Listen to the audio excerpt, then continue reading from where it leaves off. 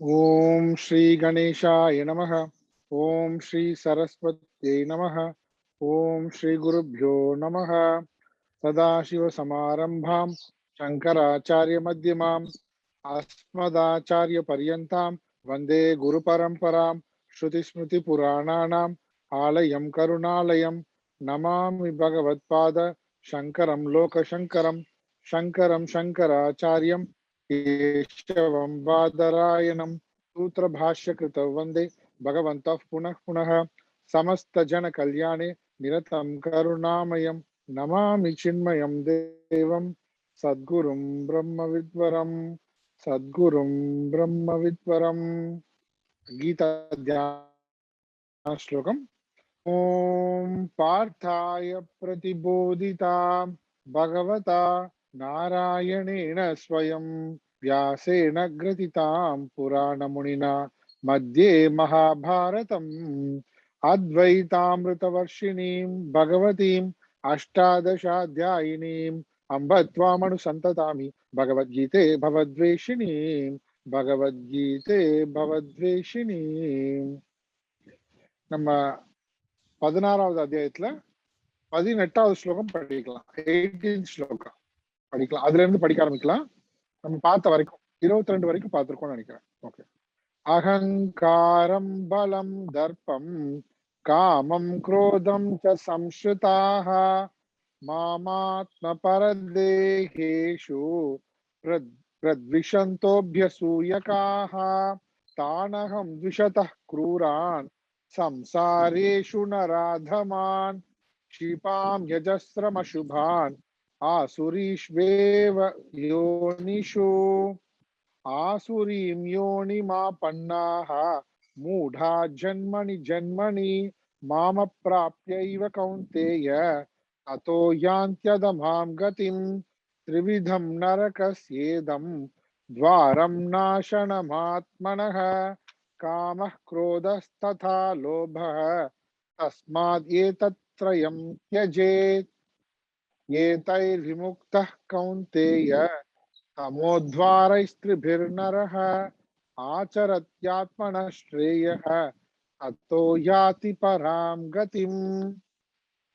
18வது ஸ்லோகத்துல ஆசுரி சம்பத் அசுர சம்பத்தினுடைய குணங்களை நிறைவு செய்கிறார்கள். 18வது ஸ்லோகத்துல அகங்காரம் பலம் தர்ப்பம் காமம் குரோதம் சம்ஸ்ருதாக இதெல்லாம் நன்றாக இயல்பாக இருக்கக்கூடியவர்கள். இந்த மாதிரியான தீய குணங்கள் எல்லாம் இதனால அவங்களுக்கு என்ன நடக்குது அப்படின்னா, அவங்க மம ஆத்மா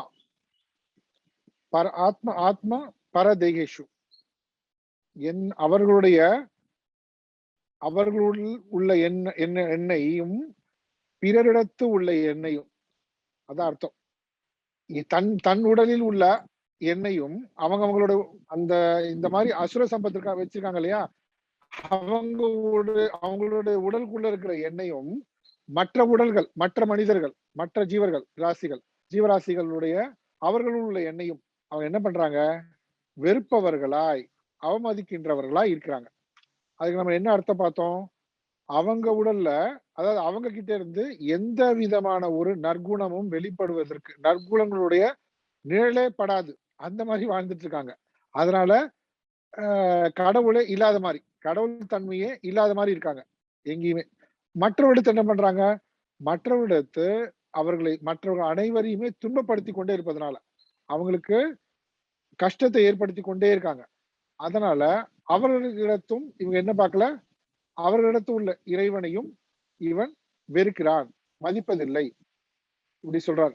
இந்த மாதிரி அசுர சுபாவத்தோடையே வாழ்ந்திருக்கவங்க கடைசி வரைக்கும் எந்த விதமான ஒரு மாற்றத்துக்கும் முயற்சியே பண்ணாம அவர்கள் வாழ்வதே சரியான வாழ்க்கைன்னு அப்படியே நினைத்து கொண்டிருப்பவங்க, அவங்களுக்கான பலன் என்ன, அவங்க என்ன கதிக்காராங்கன்னா, பகவான் சொல்றாரு, நான் அப்படிப்பட்டவர்களை அகம், யார் அவங்க, குரூரான் நராதமான், அவங்கள திஷதக இப்படி கொடியவர்களாக இருப்பவர்களை, மனிதர்கள் கடைநிலையில் இருப்பவர்களை, அவங்கள துவேஷிக்கிறவர்களை, அவங்க எல்லோரையும் எப்போதும் துவேஷித்து கொண்டே இருப்பாங்க. அவங்களுக்கு நல்லது செய்யறவங்களையும் சேர்த்து துவேஷித்து கொண்டே இருப்பாங்க. அப்படிப்பட்டவர்களை அசுபான் தாழ்ந்த இழிந்தவர்களை நான் என்ன பண்றேன்றது, அகம் க்ஷிபாமி, நான் அவர்களை தள்ளுகிறேன், எட்டி தள்ளுகிறேன். எங்க தள்ளுகிறேன்? சம்சாரேஷு, இந்த சம்சாரத்தில் தள்ளுகிறேன். பிறப்பிறப்பு என்கின்ற சம்சாரத்தில் தள்ளுகிறேன். சரி, எல்லாருக்கும் தானே பிறப்பிறப்புன்ற சம்சாரம்னா அப்படி கிடையாது. இவங்களுக்கு எப்படின்னா ரொம்ப அஜஸ்ரம், ஆசுரீஷு யோனிஷு அஜஸ்ரம், அசுர பிறப்பாகவே அவர்களுக்கு அசுர பிறப்புகளிலேயே நான் அவர்களை தள்ளுகிறேன். எப்பொழுதும் அஜஸ்ரம், எப்பவுமே நீண்ட காலம், பல பல பல காலம். அகம் க்ஷிபாமி, நான் தள்ளுகிறேன்றார். இந்த விஷயம் நம்ம பார்த்தோம். அப்ப பகவான் நேரடியா பார்க்கும்போது அவங்க மேல, இப்படிப்பட்டவர்கள் மேல எவ்வளவு வெறுக்கிறார் அப்படின்னு நமக்கு தோணும் இல்லையா? அப்படி வெறுத்தாலும் தப்பு இல்லை. ஆனா அவர் என்ன சொல்றாரு, நான் என்னுடைய டியூட்டி அது, அவனுடைய கர்ம, நான் கர்மபல தாத்தா, அவன் செய்யற கர்மத்துக்கு வினைகளை தர வேண்டியது என்னுடைய கடமை. அப்ப இவர்கள் செய்கின்ற கர்மத்துக்கு வினைகள் இதுதான், இந்த மாதிரியான பிறப்புகள் தான். அப்ப ஆசுரி யோனிஷுன்னு அர்த்தம். அசுர பிறப்புகள் சொல்லும் போது விலங்கினங்கள், அப்புறம் ஊர்வன, உதாரணத்துக்கு வந்து வியாக்ரம், பாம்பு, சிங்கம், புலி, பாம்புலாம் இருக்குல்ல, இந்த மாதிரி பிறப்புகள். சரி, அதுக்கப்புறம் அவங்களுக்கு சரியா வாங்களா அப்படின்னு பார்த்தா, ஆசுரியும் யோனி மாப்பண்ணாக மூடாக ஜென்மனி ஜென்மனி மாம, அவங்க மறுபடியும் பல பிறப்புகள்ல இப்படியே இருப்பாங்க. சரி, பல பல பிறப்புகள் சொல்லிட்டாரு. ஏற்கனவே அஜஸ்ரம் சொல்லிட்டாரு, இங்க ஜென்மனி மூடாகான்னு சொல்லிட்டாரு. அதுக்கப்புறம் என்ன, என்னை அடைவதற்கான வாய்ப்பே இல்லாமல் போய்விட்டது அவங்களுக்கு. ஏன் அப்படின்னா, அதை விடவும் அதமாம் கதி, அந்த அசுர யோனிகளை விடவும் கீழான பிறப்புகளில் போவார்கள். அது என்னன்னு பார்த்தோம், நம்ம ஏற்கனவே பார்த்தோம். புழு, பூச்சி இப்படிலாம் சொல்றோம் இல்லைங்களா, வேர்ம்ஸ் எல்லாம், பாக்டீரியா, அந்த மாதிரி இந்த மாதிரியான நுண்கிருமிகள் மாதிரி அவ்வளவு இருக்கிற இடமே தெரியாது. ஆனா அவங்களால என்ன ஆகும், தொல்லை இருந்துட்டே இருக்கும் இந்த சமுதாயத்துக்கு. அந்த மாதிரியான பிறப்புகளே இருப்பாங்க. மாம் அப்பிராப்பிய ஏவ, என்னை அடைய மாட்டார்கள், என்னை அடையாமலே. அப்படின்னா என்ன, இறைவனை அடைவதற்கான அந்த மனித பிறவி கிடைத்த போது அதை அவர்கள் பயன்படுத்தாமலேயே போயிட்டாங்க. அது கொஞ்சம் கூட அந்த வாய்ப்பை இழந்து விட்டார்கள். இப்ப அதனால என்ன ஆயிடுச்சு, மறுபடியும் அந்த வாய்ப்பு கிடைப்பது வந்து ரொம்ப ரொம்ப ரொம்ப அரிது, கிடைக்காதுன்னு சொல்லிட்டாரு. எப்ப, யாருக்கு, இந்த அசுர குணத்தோட இருப்பவர்களுக்கு. அவங்க மேலும் மேலும் மேலும் கீழான பிறவிகளிலேயே ஒன்று கொண்டிருப்பார்கள். இத சொல்லிட்டு, அப்போ இது வந்து வாணி. அப்ப என்ன பண்ணலாம், அப்ப என்ன பண்ணலாம்னா, இந்த அசுர சம்பத்துன்றது நம்ம கிட்ட ஒரு பேரளவு கூட இருக்கக்கூடாது. அதான் விஷயம். அது அப்படி இருந்ததாதான் நம்ம இறைவனுடைய பாதையில, ஆன்மீக பாதையில நம்மளால செல்ல முடியும். அதை சொல்லும்படியா என்ன சொல்றாங்கன்னா, திருவிதம் நரக சேதம் துவாரம் நாசனம் ஆத்மனக. ஒரு மனிதன் தன்னை அழித்துக் கொள்வதற்கு 3 விதமான நரக வாயில்கள் திறந்திருக்கு. அதுல எதுல போனாலும் அவனை அழித்துக் கொள்ளலாம். அவன் கண்டிப்பா அழிவு நிச்சயம். என்னது, காம, குரோத, லோபம். ஆகவே என்ன பண்ண, இந்த 3ஐயும் நீ துறந்து விடு, இந்த 3ஐயும் விட்டு விடு. ஓகே, இந்த 3 விதமாக, இந்த 3 வாயில்கள் மூலமாக என்ன பண்றான், இந்த மனிதன் தன்னை அழித்துக் கொள்ளலாம். தஸ்மாத், ஆகவே இந்த 3ஐயும் துரத்தல் வேண்டும். இதுக்கும் நம்ம பார்த்துட்டோம். இங்க 3ன்னு சொன்னாலும் அது உண்மையிலேயே என்னது, ஆதாரம் வந்து காமம் தான், ஆசைதான். அந்த ஆசையே நிறைவேறாத போது கோபமா மாறுது, நிறைவேறின பிறகு லோபமா மாறுது. லோபம் பேராசையா மாறுது. அப்போ இந்த 3 தான். அப்போ என்ன சொன்னோம் நம்ம, இது வந்து அசுர சம்பத்தினுடைய ஷார்ட் சம்மரி. அப்படின்னா இந்த 3 தான் ஆதாரம் அசுர சம்பத். இதுல இருந்தா எல்லா விதமான குணங்களும் வளர்ந்துட்டே போகுது. எப்படி வந்து காமம், நம்ம சொன்னோம் இல்லையா, ஆசைனால என்ன ஆகுது, அது நிறைவேறாத போது கோபம்னு சொன்னோம். அது நிறைவேறின என்ன ஆகுதுன்னு பார்த்தோம், பேராசை சொன்னோம். பேராசை கூட என்னெல்லாம் வந்துடும், அகங்காரம் வந்துடும், தர்ப்பம் வந்துடும், மதம், பிரைட் வந்துடும், மாத்சரியம், பொறாம. நான் இவ்வளவு வச்சிருக்கேன், என்ன விட இன்னும் நிறைய பேர் வச்சிருக்கானா அப்படின்னு இவனும் அந்த அசுர சம்பத்து அதையே வளர்த்து கொண்டு போவான். இவங்கள மாதிரியே இருக்கிறவங்க இவங்களை பார்த்து அவங்களுடைய அசுர சம்பத்தும் வளர்ந்துட்டே போகும். இவனுக்கு என்னெல்லாம் குணங்கள் இருக்கோ இவனை பார்த்து இவனுக்கு ஆப்போசிட்டா இருக்கிறவன் என்ன பண்ணுவான், அவனும் போட்டி, பொறாம, இப்படியே குணங்களை வளர்த்து கொண்டே போவாங்க. கடைசியில 2 பேரும் அழிச்சுக்க வேண்டியதுதான், தங்களே அழித்துக் கொள்வார்கள். இதுல இந்த மாதிரி நிறைய விஷயங்கள் ஒரே ஒண்ணுதான் எல்லா விதமான உணர்ச்சிகளாகவும் மாறுகிறது.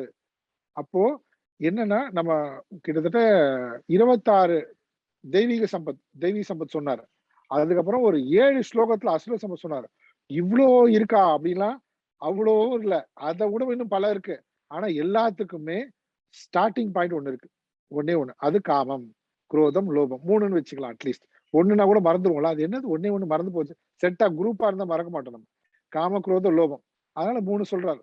இந்த 3 மட்டும் நம்ம சரி பண்ணிட்டோம். இந்த 3 வந்து இல்லாம பண்ணிட்டோம் அப்படின்னா நமக்கு என்ன என்ன என்ன வார்னிங் இல்ல, நமக்கு அழிவுன்றதே கிடையாது. தாழ்ந்த யோனிகள் இறைவனை அடைவதற்கான வாய்ப்பு பிரகாசமா இருக்கு. அதான் விஷயம் ஆக்சுவலா. இத டோட்டலா இதுல இருந்து விடுபட்டுறணும். அப்போ அதுக்கு என்ன பண்றது? அததான் இங்க 22 சொல்றாரு பாருங்க. ஏத்தை விமுக்தக. இந்த 3ல இருந்து விமுக்தர்கள் விடுபட்ட அப்படின்னா இந்த ஒன்றையும் இந்த ஈடுபடாதவர்கள் அர்த்தம். இந்த 3 காம, குரோத, லோபம் இந்த 3லும் ஈடுபடாமல் அதை விட்டவர்கள் என்ன பண்றாங்க? தமோத்வாரைகி திருபீர் நரக. இந்த இந்த 3 துவாரத்திலிருந்து விடுபட்டவர்களாகிறார்கள். இந்த மூன்றையும் தருகின்ற அந்த தமோ துவாரம்னு சொல்றாங்க. நரகம் துவாரம் சொன்னாங்க. இங்க தமோ துவாரம். அப்போ என்ன பார்த்தோம் நம்ம அந்த பொருள்? இங்க தமஸ், நரகம்ன்றது தமஸ். அப்ப தமஸ்னா நரகம். 2 ஈக்குவல். அப்போ தமஸ்னா நமக்கு தெரியும் இருள். அப்ப நரகம்ன்றது எதுக்கு சொல்றாங்க? நரகம்ன்றது அஞ்ஞான இருள், அஞ்ஞானம்.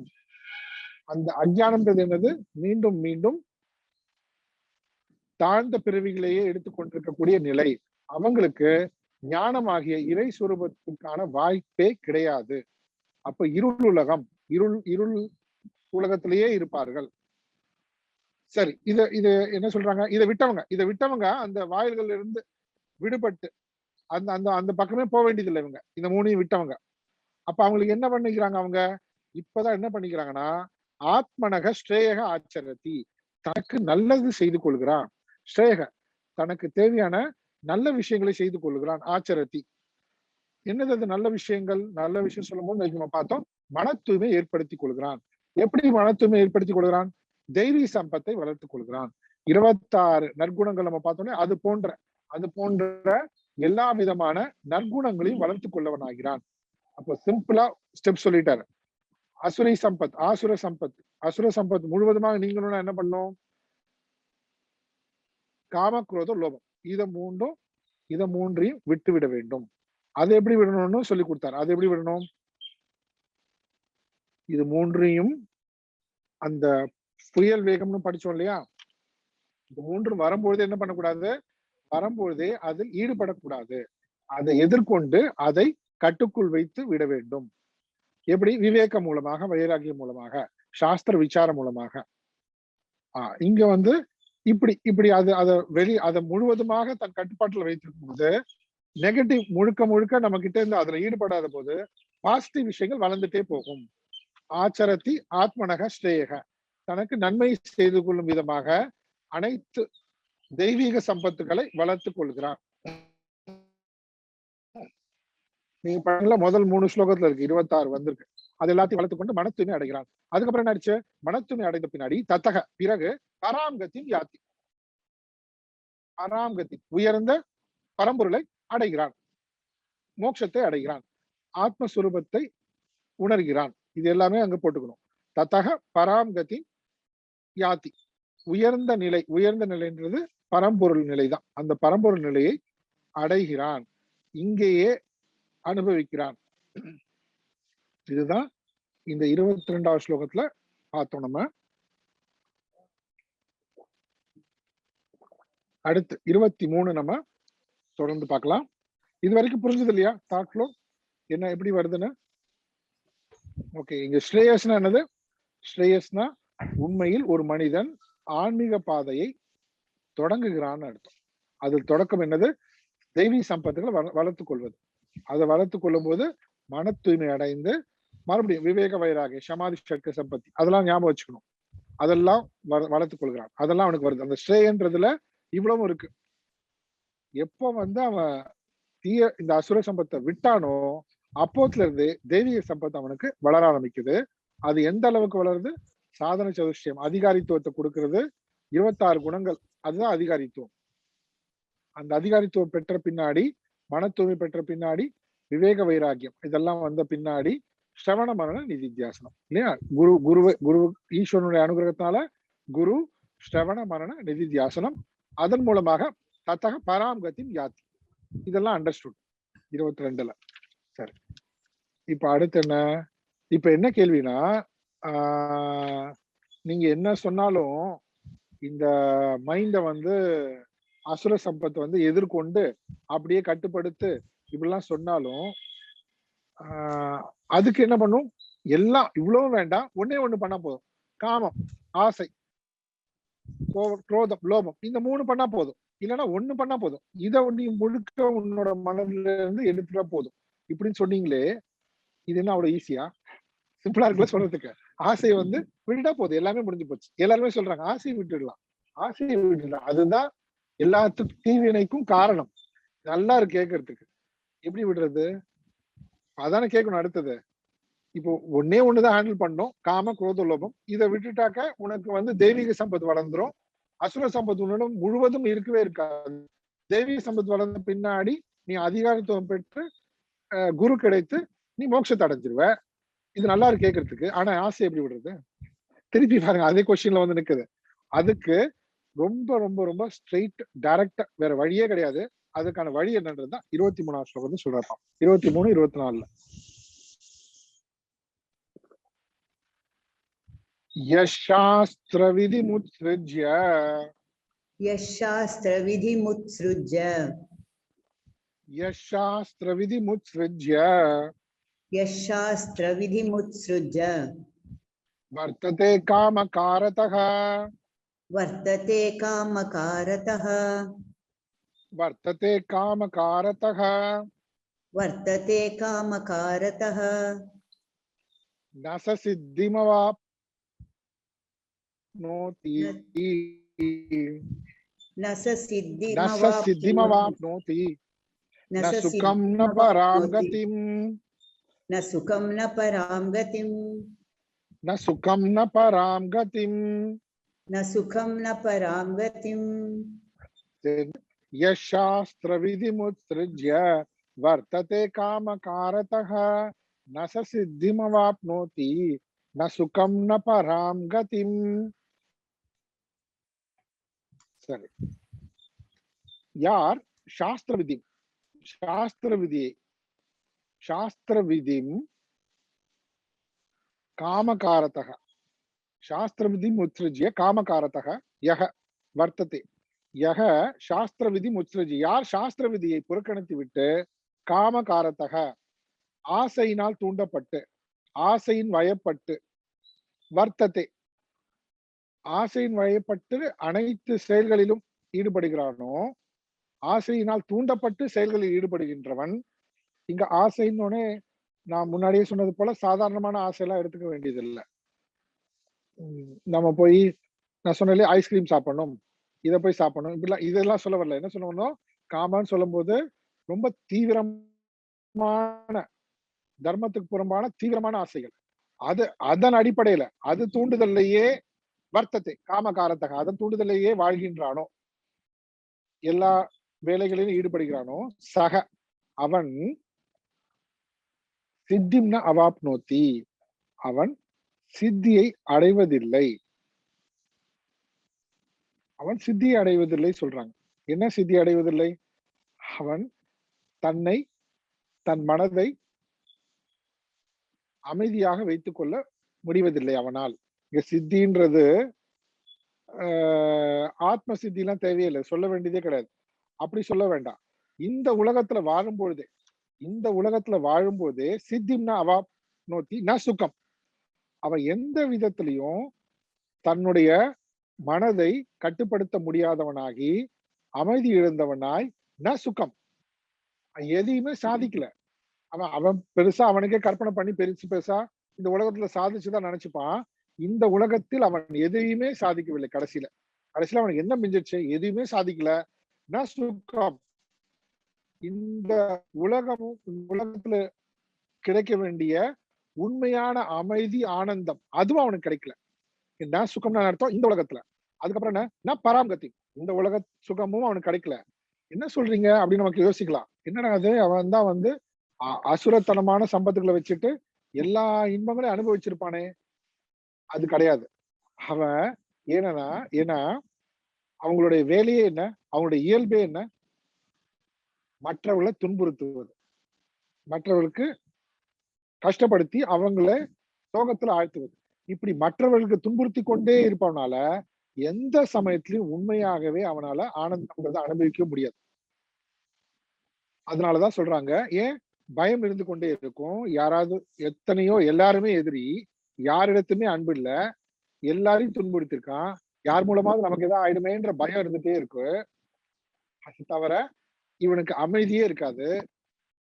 இப்படி அமைதி இல்லாம பயத்தோடே இருக்கிறவனால சுகமாக எப்படி வாழ முடியும்?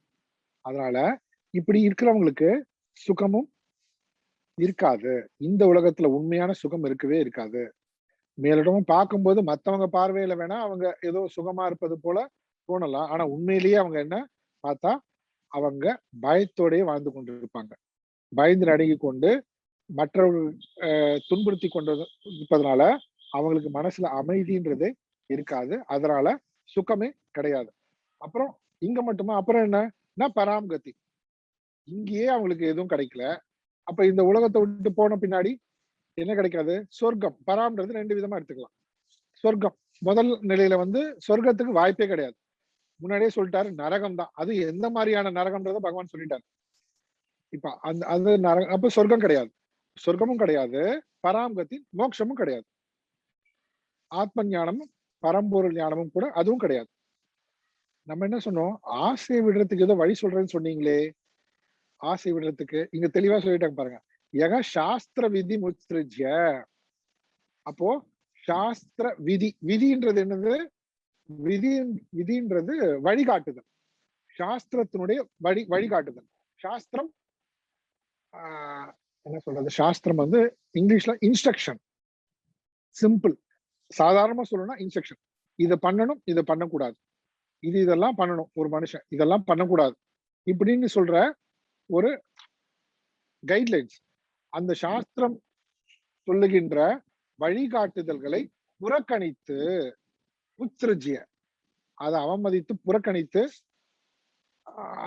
அதெல்லாமே பொய், அதெல்லாம் வாழ்க்கைக்கு தேவையில்லை, அனாவசியம் அப்படின்னு எந்த விதத்திலையும் சாஸ்திரத்தை வந்து அவங்க தங்களுடைய வாழ்க்கையில நுழைய விடுவதே இல்லை. அப்ப அவங்க எதன் அடிப்படையில் அவங்க வாழ்க்கை முழுக்க இருக்கு? காமகாரத்தக, தங்களுடைய ஆழ்ந்த தீவிரமான ஆசைகளுடைய தூண்டுதல்களால், அதனுடைய வழிகாட்டுதல்களால் அவர்கள் என்ன பண்றாங்க? தங்களுடைய வாழ்க்கையை வாழ்ந்து கொண்டிருக்கிறார்கள். இப்பயே புரிஞ்சிருச்சு பாருங்க. காமகாரத்தக, சாஸ்திர விதி ரெண்டும் ஆப்போசிட். அப்ப என்ன சொல்ல வராங்க? ஆசையின் அடிப்படையில ஆசையை தூண்டுவது, அதன் அடிப்படையில வாழக்கூடாது. அப்போ அதன் அடிப்படையில் வாழக்கூடாதுன்னா எப்படி வாழணும்? அப்போ சாஸ்திர விதியை கடைபிடித்து வாழ வேண்டும். இதுலயே இது வந்துருச்சு. அப்போ ஃபைனலா என்ன கேள்வி கேட்டோம்? அசுர சம்பத் நீங்கணும்னா இவ்வளவு இருக்கே, இவ்வளவு இருக்குன்னு பயப்பட வேணாம். ஒண்ணே ஒண்ணு நீங்கன்னா போதும். 1 3 காம குரோத லோபம் நீங்கன்னா போதும். சரி, அந்த காமம் நீங்குவதுக்கு என்ன பண்ணும்? இங்க பதில் இருக்கு. எங்க இருக்கு? சாஸ்திர விதி உத்ஸ்ருஜ்யன்னு சொன்னாங்க. அதை விட்டவன் இப்படி இருக்கான். அப்ப என்ன அர்த்தம்? சாஸ்திர விதியை பின்பற்றுபவன் காமகாரத்தனுக்கு உட்பட மாட்டான், ஆசைக்கு உட்பட மாட்டான். இது புரியுதுங்களா? ஆன்சர் இப்போ எனக்கு கவனிச்சாதான் புரியும். என்னடா ஆன்சரே இல்லையே, சொல்லவே இல்லையே நினைச்சு கூடாது. என்ன அர்த்தம்? காமகாரத்தக, ஆசையில் தூண்டப்பட்டு அதன் அடிப்படையில் வாழும் பொழுது அவன் அசுர சம்பத், அவனுக்கு முழுவதுமாக அசுர சம்பத்தாக இயல்புடையவனாகவே ஆகிவிடுகிறான். இந்த உலகத்திலையும் எதையும் சாதிக்காதவனாக, இந்த உலகம் தூற்றும்படி அவனுடைய வாழ்க்கையில அவ்வளவு தாழ்ந்த நிலைக்கு போயிட்டு சுகம் என்பதையே அனுபவிக்காமல், இந்த உடலை விட்டு போன பின்பும் இறந்த பின்பும் சொர்க்கமும் கிடைக்காமல் ஆத்ம ஞானத்துக்கும் வழியே இல்லை அவனுக்கு. இவ்வளவு தூரம் சொல்லிட்டாரு. ஆனா இதுல இன்டைரக்டா என்ன இருக்கு? பதில் இன்டைரக்டா என்ன இருக்கு? அப்ப யார் வந்து சாஸ்திர விதியை பின்பற்றுபவர்கள் காமத்துக்கு உட்பட மாட்டார்கள், ஆசைக்கு பயப்பட மாட்டார்கள். அப்ப சிம்பிள். என்னது? என்ன பண்ணும்? நான் வந்து ஆசைகள் தூண்டப்பட்டு அதன் வழி செயல்படாமல் இருக்கணும்னா இப்போ சாஸ்திரத்தை நான் பின்பற்ற வேண்டும். சாஸ்திரம் சொல்கின்றபடி செய்யணுமே தவிர நான் என்னுடைய ஆசையின்படி செய்யக்கூடாது. ஆனா பொதுவா என்ன சொல்லுவாங்க, பொதுவா எதுக்கு சாஸ்திரம் எல்லாம், நமக்கு தெரியும், நம்ம மனசாட்சி, எனக்கு எனக்கு தெரிஞ்ச வேலையை செஞ்சுட்டு நேர்மையா வாழ்ந்துட்டு நான் போறேன். இதுல வந்து கதை, சரிங்களா? இது சும்மா கதை தான், வெறும் தேரி தான் அது. இது தேரி. ஏன்னா நமக்கு ஆசைன்றது இயல்பு. அந்த ஆசை விருப்பு வெறுப்போட தான் செயல்படும் இந்த உலகத்துல. அதனால நம்மளுடைய விருப்பு வெறுப்பு இந்த ஆசைய நம்ம அதனால பாதிக்கப்படாம இருக்கணும்னா நம்ம என்ன பண்ணணும், மறுபடியும் பாருங்க, அதனால இல்லாம இருக்கணும்னு இல்லை, அதனால பாதிக்கப்படாம இருக்கணும்னா என்ன பண்ணணும், சாஸ்திரத்தை பின்பற்றி நடக்க வேண்டும். அப்போ சாஸ்திரத்துல என்ன சொல்லியிருக்கு, இது இது இந்த என் மனசுல இப்படி தோணுது, அதனால நம்ம செய்யறதா இல்ல. சாஸ்திரத்துல என்ன சொல்லியிருக்கு, இப்போ சாஸ்திரத்துக்கு எவ்வளவு இம்பார்ட்டன்ஸ் கொடுக்குறாங்க பாருங்க. ஏன், ஏன்னா நமக்கு இது ரொம்ப ரொம்ப பேசிக் அடிப்படையான ஞானம். இது எல்லாருக்குமே தெரிஞ்சது. இந்த இந்த விஷயத்த மட்டும் புரிஞ்சுக்க மாட்டாங்க, கம்ஃபர்டபுளா மறந்துடுவாங்க. மத்ததெல்லாம் லாஜிக் ரீசனிங் எல்லாம் பேசுவாங்க. என்னன்னா இப்போ நம்ம அந்த காலத்துல தான், இப்ப எல்லாம் டிவி எல்லாம் அவுடேட்டட் ஆயிடுச்சு போல இருக்கு. ஓகே, டிவி வாங்கினாலும், இல்லைன்னா மியூசிக் பிளேயர் வாங்கினாலும், இல்லைன்னா லேப்டாப் வாங்கினாலும், ஐபேட் வாங்கினாலும், எது வாங்கினாலும் சரி இப்பெல்லாம் இல்லையா, எது வாங்கினாலும் கூடவே மேனுவல் கொடுக்குறாங்களே. அந்த மேனுவல் நம்ம படிக்கிறது இல்லை, அது வேற விஷயம். ஆனா அந்த மேனுவலை படிச்சுட்டா, அந்த மேனுவலை படிச்சு தெரிஞ்சுட்டா, இல்லைன்னா கூட வந்து பாருங்க கைடு கொடுப்பாங்க. கைடு இப்பெல்லாம் வந்து யூடியூப்லயே வந்துருது. இதெல்லாம் நீங்க எப்படி வந்து ஆப்ரேட் பண்ணி மேக்ஸிமம் யூட்டிலைஸ் பண்ணிக்கலாம், நம்ம வாங்கின ப்ராடக்ட்டை மேக்ஸிமம் நல்லதா யூஸ் பண்றதுக்கான வழிமுறைகளை சொல்லி கொடுக்குற மேனுவல் இருக்கு பாருங்க, அதெல்லாம் வருது. இதெல்லாம் மட்டும் ஒத்துப்பாங்க, இதெல்லாம் மட்டும் ஒத்துப்பாங்க இல்லையா? அப்போ இருக்கிறதுலயே மிக மிக மிக நுட்பமான கருவிகள் நம்ம கிட்ட இருக்கிறது இந்த உலகத்துல உடல் மனம் புத்தி, இது இருக்கு. இப்படி உடல் மனம் புத்தின்ற மிக நுட்பமான அட்வான்ஸ்ட் இருக்கிறது, இதை விட ஒரு கருவி யாரும் கண்டுபிடிச்சிட முடியாது. இந்த கருவி தான் மற்ற எல்லா அட்வான்ஸையும் கண்டுபிடிக்குது. மற்ற எல்லா விதமான மற்ற டிஸ்கவரிஸ் எல்லாம் இதுதான் பண்ணுது, மனம் புத்தி தான் பண்ணுது. அதையே உருவாக்கும் போது பகவான் என்ன பண்ணிருப்பாரு, அந்த ப்ராடக்ட் அந்த கருவி உருவாக்கும் போது ஒரு மேனுவல் கொடுக்க மாட்டாரா, கைட்லைன்ஸ் கொடுக்க மாட்டாரா? அந்த கைட்லைன்ஸ் மேனுவல் தான் சாஸ்திரம் விதி, சாஸ்திர விதிகள். அப்ப சாஸ்திர விதிகள்னு சொன்ன உடனே ஏதோ நம்ம, அது என்னது, இந்த கருவிகளை இப்படி இப்படி பயன்படுத்துங்க, இப்படிலாம் பயன்படுத்தாதீங்க, இது ஹை வோல்டேஜ், இத்தனை வோல்டேஜ் கூட தான் இதை பயன்படுத்தணும், இதை இப்படி பயன்படுத்தாதீங்க, இப்படிலாம் சொல்றாங்கல்ல. ஒவ்வொரு இன்ஸ்ட்ருமெண்ட்டுக்கும் சொல்றாங்க, இந்த ரிமோட்டுக்கு வந்து இந்த பேட்டரி போடுங்க, இது கம்மியா போடக்கூடாது, இதுக்கு ஜாஸ்தி போடக்கூடாது, இந்த பேட்டரி போடுங்க, இதை எப்படி வந்து மெயின்டைன் பண்ணணும், இது எல்லாம் சொல்லிக் கொடுக்குறாங்க. அப்படி சொல்லிக் கொடுக்கும்போது அந்த கருவி முழுமையா நமக்கு பயன்படும். அந்த கருவியினுடைய மேக்சிமம் யூட்டிலைசேஷன், அது எதுக்கு நமக்கு, எதுக்கு அந்த கருவி வாங்கணுமோ அந்த கருவியில முழுமையாக நம்ம பயன்படுத்தி கொள்ள முடியும், முழுமையாக நமக்கு சாதகமாக பயன்படுத்தி கொள்ள முடியும். அப்போ ஏது நம்ம பார்த்துட்டு வரோம், சாஸ்திரம்ன்றத வந்து எவ்வளவு அலட்சியமா நினைக்கிறாங்க இப்பெல்லாம் மெஜாரிட்டி மக்கள்லாம் இல்லையா? சாஸ்திரம் எது, சாஸ்திரம் எல்லாம் மூட நம்பிக்கை, சாஸ்திரம் மூட நம்பிக்கை. அப்ப எப்படி இருக்கும், இப்ப நீ கொடுக்குற அந்த சயின்ஸ், இவங்க கொடுக்குற டெக்னாலஜி, அது கூட ஒரு மேனுவல் புக்கு கொடுத்தா, கைட்லைன்ஸ் கொடுத்தா, அது நம்ம மூட நம்பிக்கை, அதெல்லாம் வேணாம், நானே பண்ணிக்கிறேன் அந்த இன்ஸ்ட்ருமெண்ட்டை அப்படின்னா எப்படி இருக்கும்? அந்த மாதிரிதான் முட்டாள்தனம் இது. இதை தெரிஞ்சுக்காம, இதை புரிஞ்சுக்காம என்ன சொல்றாங்க, சாஸ்திரம்லாம் வேண்டாம் நமக்கு, அப்படி நம்ம சொல்றதுபடியே கேட்டு போவோம். இவங்க சொல்றபடி கேட்டா என்ன லட்சணம் ஆகும் பாருங்க, மைண்ட் சொல்றபடி, இவங்க என்ன அர்த்தம், மைண்ட் சொல்றபடி கேட்டா என்ன ஆகும், ரொம்ப ரொம்ப ரிஸ்க், வாழ்க்கை ஃபுல்லா ரிஸ்க் தான். வெறுப்பு வெறுப்புகள், எல்லா ரிலேஷன்ஷிப்பும் ஸ்பாயில் ஆயிடும். அதனால இவங்க என்ன சொல்றாங்கன்னா, சாஸ்திரப்படி, சாஸ்திர விதிமுறைப்படி நாம நடக்க வேண்டும். இப்ப நம்ம பார்த்துட்டோம் உதாரணமும், என்ன உதாரணம் பார்த்தோம், சாஸ்திரம் என்பது என்னன்னா ரொம்ப அதிநுட்பமான கருவிகளான உடல் மனம் புத்தியை நாம் பயன்படுவதற்கு கொடுக்கப்பட்ட வழிமுறைகள் தான் சாஸ்திரம். எப்படி அதை நாம பயன்படுத்தணும், சரியாக பயன்படுத்தணும்.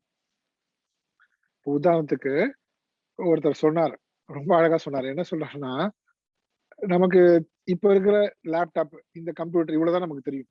ஆனா இன்னும் நம்ம கேள்விப்பட்டிருப்போம் சூப்பர் கம்ப்யூட்டர்னுவாங்க. அந்த சூப்பர் கம்ப்யூட்டர்ன்றது வந்து ஒரு ரொம்ப பெரிய ஏக்கர் கணக்குல கூட வச்சிருப்பாங்க. ஏக்கர் கணக்குல இருக்கும் அந்த சூப்பர் கம்ப்யூட்டர். அப்படின்னா பாருங்க அது எவ்வளவு வேலை பண்ணும். அவ்வளவு பெரிய அந்த சூப்பர் கம்ப்யூட்டர் போயிட்டு கால்குலேட்டர் பண்ற மாதிரி யூஸ் பண்ண எப்படி இருக்கும்? நம்ம மொபைல்ல கால்குலேட்டர் வந்துருக்குல்ல, அது சூப்பர் கம்ப்யூட்டர் போயிட்டு 10 × 10 எவ்வளோ, 100 × 1000 எவ்வளோ, இப்படி கேட்டா எப்படி இருக்கும்? அந்த சூப்பர் கம்ப்யூட்டர் வந்து காமெடியா இருக்கும் நமக்கு. அதுக்கு அந்த வேலை பண்றதுக்கா இருக்கு? அது பண்ணாதுன்னு இல்ல. அது அது அந்த வேலையே இல்ல. அது அவசியமே இல்ல அது. அந்த மாதிரி இந்த உடல், மனம், புத்தி வந்து எதுக்கு கொடுக்கப்பட்டிருக்கு? சாப்பிட்டு, தூங்கி, ஊர் சுத்தி, இந்த புலன்கள் இதுக்கு தான். இதுக்கு மட்டுமே தான். இது பண்ணும் அது. இதுவும் பண்ணும். ஆனா அதுக்கு தான் கொடுக்கப்பட்டிருக்கா? அதுக்கு மட்டுமே பயன்படுத்தினா, எப்படி அந்த சூப்பர் கம்ப்யூட்டர வந்து ரொம்ப கேவலமா நம்ம ட்ரீட் பண்ணோமோ, இந்த உடம்பையும் அது அறியாமை அது. நம்மளுடைய அறியாமை. அந்த மாரி இந்த உடல், மனம், புத்தியும் நம்ம அறியாமையினால அது எதுக்கு பயன்படுத்தணுமோ, அதுக்கு பயன்படுத்தாமயே போயிடுவோம். நம்மளுடைய மனது படி நடந்து கொண்டா. அதனால தானே சொல்றாங்க, காமகாரத்தக வர்த்ததே. அதனால தான் இயல்பாக எல்லாருமே சொல்றாங்க. ஆசைன்றது சகஜம் தானே. நாங்களும் மனுஷன் தானே. இப்படியே பேசுவாங்க பாருங்க. பேசி, பேசி சாஸ்திரம்லாம் வேண்டாம் நமக்கு. எதுக்கு அது மூட நம்பிக்கை. இப்படி சொல்ல, சொல்ல, சொல்ல என்ன புரியல அவங்களுக்கு? மனதனுடைய இயல்பே வந்து விருப்பு வெறுப்பு. அப்ப விருப்பு வெறுப்புன்னு இருந்தா, அங்க எப்படி ஒரு உண்மையான நல்லது பண்ண முடியும்? அது வீடா இருந்தாலும், சமுதாயமா இருந்தாலும், விருப்பு வெறுப்போட தான் இந்த மனது நமக்கு எல்லா விஷயத்தையும் ப்ரொஜெக்ட் பண்ணுது. விருப்பு வெறுப்போட தான் காமிக்குது இந்த உலகத்தையே. அதனால தானே சொல்றாங்க, அந்த விருப்பு வெறுப்ப பைபாஸ் பண்றதுக்கு இந்த மனதனுடைய ஆசைகளை நாம கடந்து அதுல மாட்டாம, அங்க போய் அந்த டிராபிக்ல மாட்டாம பைபாஸ்ன்றாங்கல்ல, அதுல மாட்டாம இருக்கிறதுக்கு இன்னொரு ரூட் வந்து சாஸ்திரம். ஹைவேஸ் பக்காவா உள்ள தப்பிச்சிடலாம். அந்த ஹைவேஸ் அதுதான் வந்து சாஸ்திரம். அப்போ டவுட் இருந்ததுன்னா, என்ன டவுட்? நான் சரியான பாதையில போகிறேனா? நான் சிந்திப்பது சரியா? நான் நடந்து கொள்வது சரியா? அப்படின்னா சாஸ்திரத்தை ரெஃபர் பண்ணு. சும்மா சாஸ்திரம் சாஸ்திரம் என்ன சாஸ்திரம் அப்படின்னு என்ன அர்த்தம்?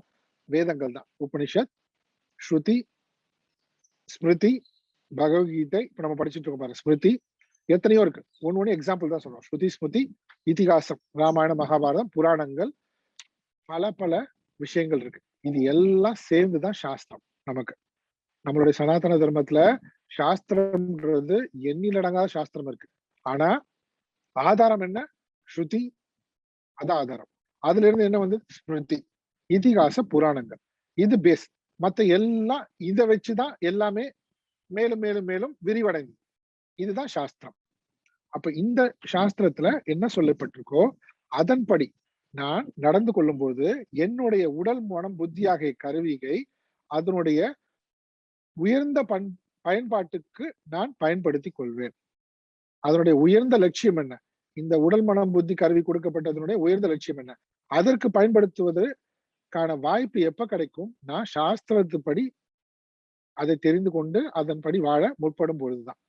இதுதான் இங்க சொல்ல வராங்க. கடைசியில எப்படி அழகா கொண்டு வந்து முடிக்கிறாங்க பாருங்க. இந்த பகவத்கீதையை முடிக்கும் போது 14 அத்தியாயம் ஆரம்பிக்கும் போது எப்படி ஆரம்பிச்சாங்க? தெய்வாசுர சம்பத், தெய்வீக குணங்கள் எல்லாவற்றையும் வளர்த்துக் கொள்ளுங்கள். இது ஈஸியா சொல்லிட்டீங்களே. இது என்னது? அதுக்கு ஆப்போசிட்டா என்ன இருக்கு பாருங்க. இதானே சகஜமா வருது. அசுர சம்பத். அது என்னன்னு டீட்டெயிலா சொன்னாங்க. டீட்டெயிலா சொல்லிட்டு அந்த அசுர சம்பத்தை வளர்த்து கொண்டா வேணாம். அது பாட்டு வளர்ந்துட்டா அப்படியே இருந்தா என்ன கதி ஆகும்? அதுக்கான பலன் என்ன? அதுக்கான பலன் அசுர யோனி தான். மறுபடியும் அசுர பிறப்பு தான். விலங்கினங்கள் அதை விடவும் தாழ்ந்த பிறப்பு தான். புழு பூச்சியா பிறக்கணும். ஆனா யார் இதை விட்டாங்களோ அப்போ அத அசுர குணம் வராம நான் எப்படி என்ன காப்பாத்திக் கொள்வது? அசுர குணம் வராம காப்பாத்திக் கொள்ளணும்னா நீ ஆசை, கோபம், லோபம் இத மூணையும் விட்டு. சரி, இந்த ஆசை, கோபம், லோபம் விடுனா அதை விட்டவனுக்கு என்ன ஆகும்? இந்த அசுர சம்பத்தோட சுவடே இல்லாம போயிடும். அதுக்கப்புறம் என்ன ஆகும்? தெய்வீக சம்பத் அவனுக்கு வளர்த்து கொண்டே போவான். தெய்வீக சம்பத் வந்து விமோக்ஷாய, அதான் அதிகாரித்துவம். 26 குணங்கள் பிளஸ் எக்ஸ்ட்ரா நல்லா இருக்கும். அதன் மூலமாக என்ன ஆகும்? அதிகாரத்துவம் பெற்று அவன் பராம்கதி அடைவான். அப்படி இல்லைன்னா உயர்ந்த கதியை அடைவான். அப்படி இல்லாதவன் என்ன பண்றான்? ஆசுரி சம்பத். அசுர சம்பத் வழியில போறவன் யாரு? காமகாரத்தக. எப்படி சொல்றீங்க? ஏன்னா சாஸ்திரம் விதி முத்ரிஜ்ய. ஏன்னா சாஸ்திரத்தை அவன் முழுவதுமாக புறக்கணித்து விட்டவன் தான் தன் மனம் போனபடி வாழ்வான். தன் மனம் போனபடி தன்னுடைய ஆசையின் தூண்டுதல் படி வாழ்வான். அப்படிப்பட்டவனுக்கு இந்த உலகத்துல அவன் எதையுமே சாதித்ததா கணக்குல கொள்ளவே முடியாது. அவன் வந்து 1,00,000 பேர் அழிச்சான் நியூக்ளியர் வெப்பன் போட்டு. இது பெரிய சாதனையா? எல்லா கண்ட்ரியும் வேர்ல்டு வார் 2 வேர்ல்டு வார் பண்ணாரு அவரு. இது சாதனையே இல்ல. இதெல்லாம் சாதனையே இல்லை. அவ்வளவு அழிவு. அவன் தன்னையே அழித்துக் கொண்டு தன்னுடைய இனத்தை அழித்தவன். அவனுக்கு சுகம்ன்றது கிடையவே கிடையாது. இந்த உலகத்துல எந்த சுகமும் இருக்க வாய்ப்பு கிடையாது. இப்படிப்பட்டவங்களுக்கு மேலான சுகம் எங்க இருக்க போகுது? சொர்க்கமோ இல்ல ஆத்ம ஞானமோ இறைவனோ இதெல்லாம் இல்லாமே போயிடுமே. இப்படி சொல்றாங்க. அப்போ நம்ம ஃபைனலா பார்த்தது சாஸ்திரம். ஆசையிலிருந்து விடுபடுவதற்கு என்ன வழி? சாஸ்திரத்தை கடைபிடித்து வாழ்ந்தால் ஆசையிலிருந்து விடுபட முடியும். Straight answer. இதுக்கு குழப்பிக் கூடாது. இவ்வளவு தூரம் பேசினதுக்கு இதுதான் ஃபைனல் கன்க்ளூஷன். இதுதான் விஷயம். அழகா முதல்ல இருந்து வந்து இங்க வரைக்கும் அழகா முடிச்சிட்டார். முடிச்சிட்டு இப்ப 24வது ஸ்லோகத்துல என்ன சொல்ற பாப்போம் பாருங்க. 24வது ஸ்லோகம். தஸ்மாத் சாஸ்திரம் பிரமாணம் தே. தஸ்மாத் சாஸ்திரம் பிரமாணம் தே. தஸ்மாத் சாஸ்திரம் பிரமாணம் தே. தஸ்மாத் சாஸ்திரம் பிரமாணம் தே. கார்யாகார்ய வியவஸ்திதௌ. கார்யாகார்ய வியவஸ்திதௌ. கார்யாகார்ய வியவஸ்திதௌ. கார்யாகார்ய வியவஸ்திதௌ. ஞாத்வா சாஸ்திரவிதானோக்தம். ஞாத்வா சாஸ்திரவிதானோக்தம். ஞாத்வா சாஸ்திரவிதானோக்தம். ஞாத்வா சாஸ்திரவிதானோக்தம். கர்ம கர்த்தும் மிஹார்ஹசி. கர்ம கர்த்துமிஹார்ஹசி. கர்ம கர்த்தும் மிஹார்ஹசி. கர்ம கர்த்துமிஹார்ஹசி. சேர்ந்து படிப்போம். தஸ்மாத் சாஸ்திரம் பிரமாணம் தே. கார்யாகார்ய வியவஸ்திதௌ. ஞாத்வா சாஸ்திரவிதானோக்தம். கர்ம கர்த்தும் மிஹார்ஹசி. தஸ்மாத் ஆகையினால். ஆகையினால அர்த்தம். ஆகையினால்னா இந்த உலகத்திலேயே இந்த அசுர சம்பத்தோட இருப்பவர்களால எந்தவித சுகமும் அனுபவிக்க முடியாது. மேலான இறைவன் பற்றின வாய்ப்பே இல்லாமல் போய்விடும் அவங்களுக்கு. அதனால அவ்வளவு பெரிய ஆபத்து இருக்கு. அதனால நீ என்ன பண்ணு, அந்த அசுர சம்பத்துல இருந்து விடுபடணும்னா ஆசையிலிருந்து விடுபடணும்.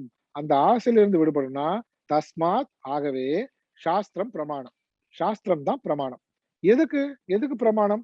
காரிய அகாரிய வியவஸ்திதம். வியவஸ்திதம் இந்தபடியாக நிலையில் இருப்பதற்கு. என்ன நிலையில்? எது செய்ய வேண்டும் எது செய்யக்கூடாது என்கின்ற விஷயத்தில் எப்படி நாம வாழ வேண்டும் எப்படி வாழக்கூடாது என்கின்ற விஷயத்தில் சாஸ்திரம் தான் பிரமாணம். எது பிரமாணம் கிடையாது? புரிஞ்சுக்கணும். நம்ம மனது பிரமாணம் கிடையாது. நம்ம புத்தி பிரமாணம் கிடையாது. புரியுதுங்களா? மனம் புத்தி என்னது? தமோகுணம், ரஜோகுணம், சாத்விக குணம். இது 3 இருக்கிறது. எப்போ எப்படி இருக்கும்னு நமக்கு தெரியாது இல்லையா? பிரதானமா இருந்தாலும் கூடவே எல்லாம் இருக்கு. அதனாலதான் விருப்பு வெறுப்போட நம்ம எந்த செயலிலும் ஈடுபடாம இருக்கணும்னா காரிய அகாரிய வியவஸ்திதௌ. நாம் செய்ய வேண்டியது எது செய்யக்கூடாது எது என்பதற்கு நம்மளுடைய மனம் புத்தி பிரமாணம் கிடையாது. சாஸ்திரம் தான் பிரமாணம். அதனாலதான் எவ்வளவு பெரிய அறிவாளியா இருந்தாலும் அவங்க வாழ்க்கையில கஷ்டப்படுறாங்க. சிம்பிள். ஏன்? அவங்க சாஸ்திரம் உத்திரிச்சு நமக்கு சாஸ்திரம் தேவையில்லை அப்படி நினைக்கிறாங்க. அவ்வளவு பெரிய அறிவாளி தானே. இந்த உலகத்துக்கே எல்லாமே எடுத்து சொல்லி என்னெல்லாமோ டிஸ்கவரி பண்றாங்கல்ல. அவங்க லைஃப் பாருங்க, பாவமா இருக்கும்.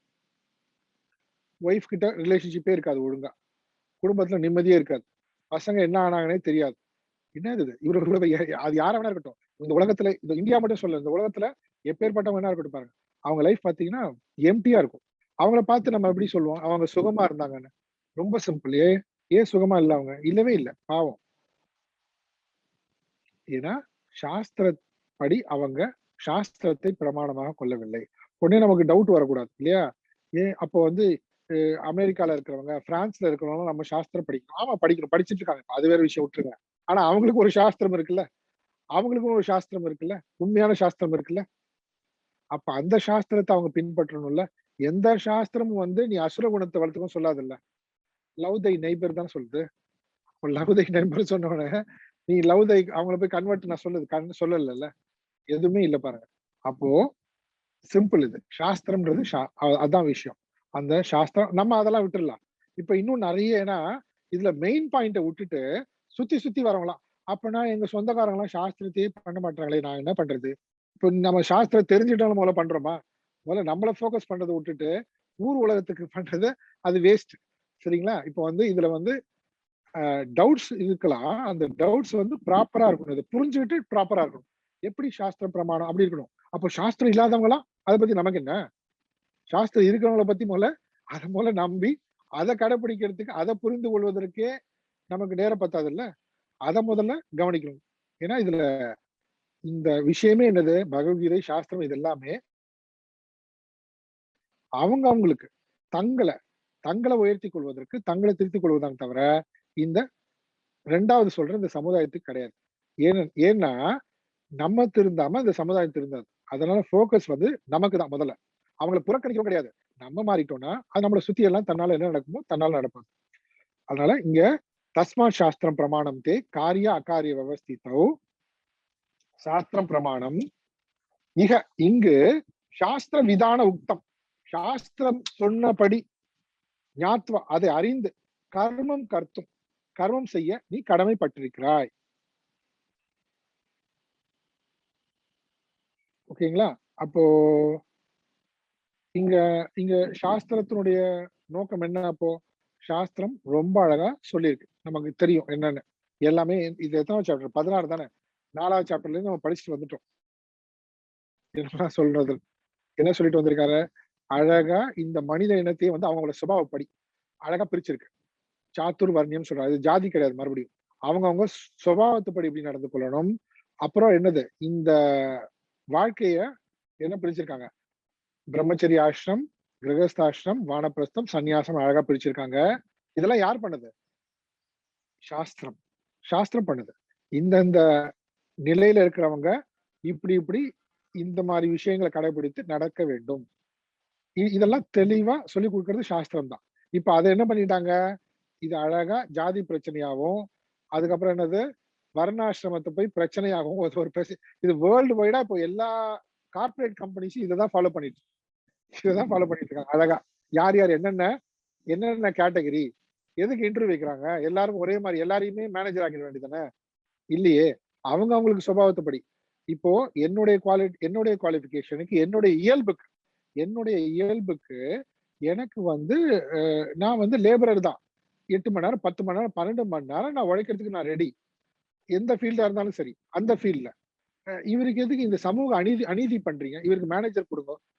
போய் குடுப்பாரு ஒரு மேனேஜர். அவங்க உட்கார்ந்து என்ன பண்ணுவாங்க? பாவம். அவங்களுக்கு டார்ச்சர் அது. எதுவுமே இல்லாம. புரியுதுங்களா உங்களுக்கு? இங்க யாரையும் உயர்த்தி தாழ்த்தின்னு சொல்லவே கிடையாது. நம்ம இது சொல்லல. அதுவும் இன்னொரு விஷயம், சாஸ்திரம் இத உருவாக்கல. சாஸ்திரம் ஒருத்தன வந்து நீ லேபரருக்கு தான் போகணும்னு அவன் சுபாவத்த அவன் உருவாக்கல. சாஸ்திரம் உருவாக்கல. ஆனா, இந்த மாதிரி மனிதர்கள் இருக்கிறார்கள். இந்த மாரி மனிதர்கள் இருப்பவர்களுக்கு, இந்த மாரி விஷயங்கள்ல வந்து அவங்களுக்கு நன்மையை கொடுக்கும். அவங்களுடைய முன்னேற்றத்திற்கு இதெல்லாம் உதவும். எப்படி மாத்திட்டாங்க பாருங்க ரிவர்ஸ்ல. சாஸ்திரம் வந்து ஏதோ மனிதர்கள பிரிச்சதா சொல்றாங்க. மனுஷங்க ஏற்கனவே பிரிஞ்சு தான் இருக்காங்க அவங்க சுபாவத்துப்படி. அப்படி பிரிஞ்சிருக்கிற மனிதர்களுடைய சுபாவத்த சொல்லிட்டு, நீங்க இந்த மாரி பிரிஞ்சு பிரிஞ்சு வெவ்வேறு நிலைகள்ல இருக்கீங்க. ஒவ்வொருத்தரும் ஒவ்வொரு சுபாவத்துக்கு. அதுக்கு ஏற்றபடி சாஸ்திரம் நமக்கு வழிகாட்டுது. கைட்லைன்ஸ் குடுக்குது. அழகா. அழகா கைட்லைன்ஸ் குடுக்கும்போது, இது மறுபடியும் இத கரெக்ட்டா புரிஞ்சுக்கணும். சாஸ்திரம் வழிகாட்டுதுன்னா என்ன அர்த்தம்னா, சாஸ்திரம் இங்க இருக்கிறவங்க எல்லாரையும் பிரிச்சு வச்சு, ஏற்றத்தாழ்வுகள உண்டு பண்ணி, இவன் உயர்ந்தவன், தாழ்ந்தவன் சொல்லவே இல்ல. இப்ப எல்லா நிலைகளிலும் இருக்கக்கூடிய மக்கள், அவர்களுக்கு எந்த மாரியான அவங்க வாழ்க்கை முறை அமைத்துக் கொண்டால், அவர்களுடைய சுபாவம், வாசனைகள் அழகாக வெளிப்பட்டு, மேலும் எப்படி அவங்களுக்கு வாசனைகள் அதிகமாகாமல், அவங்க தங்களுடைய மனதை தூய்மைப்படுத்திக் கொள்ளலாம். இதுதான் சாஸ்திரத்துடைய நோக்கம். அப்போ சாஸ்திரத்தினுடைய நோக்கம் என்ன? நீ உயர்ந்தவன், நீ தாழ்ந்தவன் கிடையாது. நீ எந்த நிலையில வேணா இருந்துக்கோ. ஏன்னா, அது உன் சுபாவத்துப்படி நீ இருக்க. நான் வந்து உன்ன தாழ்ந்தவன், உயர்ந்தவன்லாம் சொல்லல. ஆனா, நீ எந்த நிலையில இருந்தாலும் உயர்ந்த நிலையை அடைய முடியும். நீ எந்த நிலையில இருந்தாலும் மிக உயர்ந்த ஆன்ம நிலையை அடைய முடியும்னு சொல்லிக் குடுக்கிறது சாஸ்திரம். இதே சாஸ்திரத்த எப்படி வந்து மாத்தி குழப்பி, அதுவே வேண்டான்னு சொல்லி மாடர்ன் இப்படிலாம் நாங்களாம் மாடர்ன் ஆளுங்க, நாங்க பயங்கர லாஜிக்கல் ரீசனிங்னு சொல்லிட்டு என்ன பண்றாங்க, மிகப்பெரிய நாலேஜே இழந்துட்டு ரொம்ப துக்கத்துல எல்லாம் சுத்திட்டு இருக்காங்க. எதையோ தேடி, எதையோ தேடி கவுன்சிலிங்கும், ஏதேதோ மேனேஜ்மெண்ட் கோர்ஸும் என்னென்னமோ தேடி சுத்திட்டு இருக்காங்க. நம்மளும் அதுக்கெல்லாம் தான் பயங்கரமா செலவு பண்ணி சூப்பரா அமெரிக்கா, லண்டன் அங்க இங்க அடிச்சு என்னமோ கலக்குறோம் நம்ம பயங்கரமா. ஆனா திருப்பி எங்க இருக்கு, அவங்கதான் நம்ம இங்கதான் இருக்கு, இங்க பேஸே இங்கதான் இருக்கு. இந்த பேஸ கோட்டை விட்டுட்டு, இந்த நாலேஜ் கோட்டை விட்டுட்டு எங்க எங்கேயோ சொல்யூஷனை தேடி ஊர் ஊரா ஆளா தேடி தேடி தேடி போயிட்டு கடைசி வரைக்கும் என்ன சொல்றாரு, சுகமே இல்லாம அலையிறான், நிம்மதியே இல்லாம இருக்கானுங்க எல்லாரும் அப்படின்னு பகவான் கிருஷ்ணர் சொல்றாரு. சொல்லிட்டு தெளிவா சாஸ்திரத்தினுடைய முக்கியத்துவத்தை சொல்றாரு. தஸ்மாத் சாஸ்திரம் பிரமாணம். அதனால சாஸ்திர விதானோக்தம் உக்தம், சாஸ்திரம் சொல்லுகின்றபடி சாஸ்திரம் ஏன்னா மற்றவெல்லாம் வந்து விருப்ப வெறுப்போட இருப்பான், அவனுடைய சுயநலத்துக்காக சொல்வான். ஆனா சாஸ்திரம் சுயநலத்துக்காக சொல்லாது, அது எந்தவித விருப்ப வெறுப்பும் கிடையாது. நீ எந்த நிலையில இருந்தாலும் உண்மையாகவே அந்த நிலையில இருந்தே நீ எப்படி உயர்ந்த ஆத்ம ஞானத்தை அடைய முடியும், மோட்சத்தை அடைய முடியும், நீ இந்த உலகத்துல வாழும் பொழுதும் எவ்வளவு சுகமாக சந்தோஷமாக வாழ முடியும், இப்படி எல்லாத்தையுமே சொல்லிக் கொடுக்கறது தான் சாஸ்திரம். இப்ப நம்ம பகவத்கீதை படிக்கும்போது கூட என்ன நினைச்சு படிச்சுப்போம், ஏதோ ஒரு நல்ல நூல் இது, நம்மளும் பகவத்கீதை படிச்சோம், அப்படி இல்ல. இது இது இது படிச்சாதான் வாழ்க்கையே வாழ முடியும், இதுல இருக்கிறது தெரிஞ்சாதான் நம்மளால ஒழுங்கா லைஃப் பத்தின புரிதலே வரும். அப்ப அது வரைக்கும் புரிஞ்சும் புரியாம ஏதோ ஓடிட்டு இருக்குன்ற அப்படிதான் ஓடிட்டு இருக்குது. ஒரு ஸ்ட்ரக்சர்ட் லைஃப் கிடையாது யாருக்குமே. நம்ம லைஃப் திரும்பி பார்த்தா தெரியும், எப்படியோ ஓடிட்டு இருக்கு. ஒரு ப்ராப்பரான ஒரு டிரைவர் இல்லாம, யார் டிரைவர்னே தெரியாம நம்ம தான் டிரைவர் நினைச்சு, நமக்கு டிரைவிங் தெரியாது, நமக்கு மட்டும் தான் தெரியும். அதனால நான் நல்லா ஓட்டுறேன்னு இந்த உலகத்துல காமிச்சிலே ஏமாத்திட்டோம் நம்ம. ஆக்சிடென்ட், யார் டிரைவர், எவன் இழுத்துட்டு போறான், எப்படி போகுது டைரக்ஷன் ஒண்ணுமே புரியல. கடைசியில என்ன பண்ணிருக்கு, உள்ளுக்குள்ள நம்ம வாசனைகள், அந்த காம குரோத லோபம் இதுதான் அடிச்சுட்டு போயிட்டு இருக்கு. நம்ம பண்ணா அப்படின்னா டைரக்ஷனே தெரியாம எங்கெங்கயோ முட்டி மோதி கடைசியில வந்து என்ன புரியுது, பகவான் சொல்றதுதான் வந்து சேர்ந்திருக்கும். சாஸ்திரம் பிரமாணம். இந்த சாஸ்திரம் தான் ஆன்சர்னே தெரியாது. அந்த சாஸ்திரம் வந்து ப்ராப்ளம் நினைச்சிட்டு இருக்காங்க பாருங்க. சாஸ்திரம்லாம் வேண்டாம். அப்ப சாஸ்திரம் படிக்காதவங்க எல்லாம் நல்லா வாழலையா, அவங்க எல்லாம் வந்து பெருசா சாதிக்கலையா, அவங்க எல்லாம் நல்லவே இல்லையா? கேளுங்க அவங்களே கேளுங்க. நீங்க நம்ம முதல்ல எப்படி இருக்கோம், இதான் இப்படிலாம் கேள்வி பாருங்க. இங்க சாஸ்திரம்ன்றதையும் இன்னும் நம்ம அழகா புரிஞ்சுக்கலாம். அதான் சொன்னோம், நம்மளுடைய இந்த எக்யூப்மெண்ட் உடல் மனம் புத்தி, இதுல மனமும் சேர்ந்திருக்கு. அந்த மனமும் புத்தியும் சேர்ந்திருக்கிறதுனால அந்த மனம் புத்தி எந்த மாதிரியான தன்மையோட இருக்கோ அந்த தன்மைய ஹேண்டில் பண்றதுக்கான வழிமுறையை சொல்லி கொடுக்கிறது சாஸ்திரம்.